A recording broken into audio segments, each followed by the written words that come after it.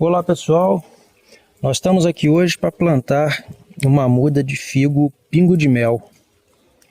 Nós já temos aqui em casa o figo roxo, o roxo valinhos, mas sempre tivemos uma curiosidade em relação a essa variedade que é a pingo de mel. Tá? Nós adquirimos essa muda no Mercado Livre, e desde que ela chegou nós estamos aqui num processo de rustificação da muda, numa adaptação dela às condições que nós temos aqui. Isso é uma coisa importante para vocês observarem, porque quando a gente compra uma muda, essa muda pode vir de ter saído diretamente de um viveiro em condições muito controladas, sombreadas, com irrigação muito regular, e se a gente pegar ela e plantar diretamente, ela pode estranhar o ambiente que a gente vai colocar ela. Além disso, a muda pode ter inclusive sofrido algum tipo de abalo durante o transporte, ter tido algum tipo de afrouxamento da terra. Então é importante, quando a gente traz a muda, quando a gente recebe, que a gente submeta ela a um período de observação e de rustificação. A gente vai colocando a muda aos poucos, no ambiente de sol, para que ela não estranhe. Vai reduzindo um pouco as irrigações. Quando a gente viu que ela já está bastante adaptada às condições onde a gente vai plantá-la, então a gente leva para o solo.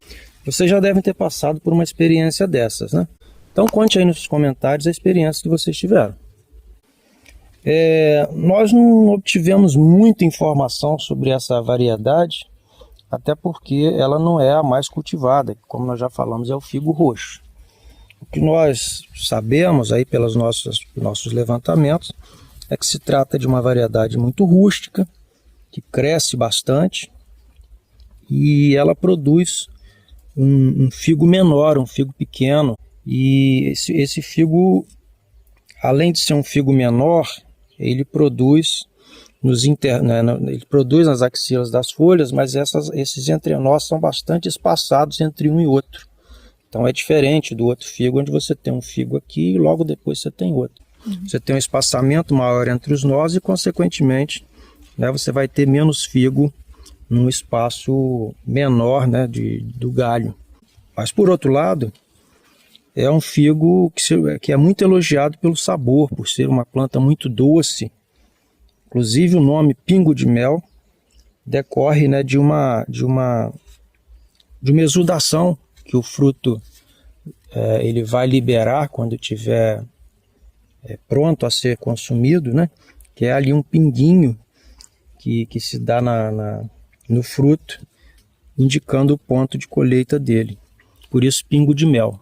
É considerado então um fruto muito doce, e a gente sempre ficou muito curioso em plantar e ver se é isso tudo mesmo, ver como a planta vai aqui no nosso clima super quente do norte do Rio de Janeiro.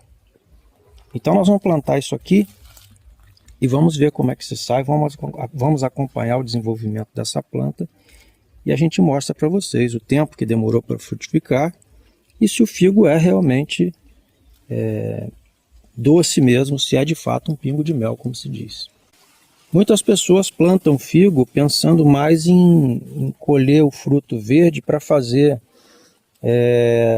figo em calda, para fazer doce, E a gente, desde o início, a gente sempre se interessou no figo para consumo in natura, tá? E obviamente que o figo que a gente tem aqui, o figo roxo, já é muito saboroso quando consumido maduro, Mas a gente espera que esse aqui seja ainda mais gostoso. Esse figo também é muito indicado para a produção de compotas, de figo em calda, de compotas finas, de até mais valor agregado. Parece-me, inclusive, que ele também tem maior valor vendido como fruto para consumo in natura, por causa das características dele. Então nós vamos ver aqui e vamos contando para vocês se esse figo é mesmo isso tudo. Tá? Nós vamos lembrar aqui, pessoal, que a gente cultiva para o nosso consumo e a gente não tem um espaço suficiente para a produção de mudas ou sementes. E por que a gente está dizendo isso? Porque é comum que muitos dos nossos seguidores nos peçam aqui sementes e mudas de algumas das variedades que a gente mostra aqui. Então, infelizmente, a gente não consegue atendê-los porque a gente tem outras atividades e o nosso espaço não é tão grande assim para a gente se dedicar à produção dessas mudas de sementes. Mas a gente sempre indica aqui, a gente sempre deixa para vocês aqui um link de onde vocês podem conseguir esses materiais. Então os links que a gente deixa aqui, a gente sempre deixa links aqui onde vocês podem adquirir esses materiais e ficam aí na descrição do vídeo. Então vamos plantar. Nós já preparamos a cova com composto e vamos hoje só plantar.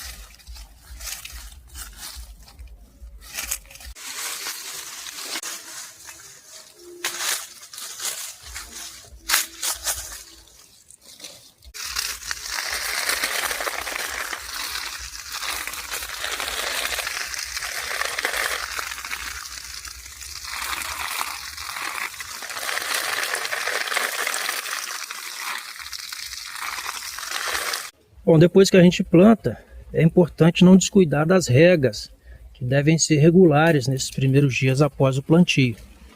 A gente não quer perder a muda, né?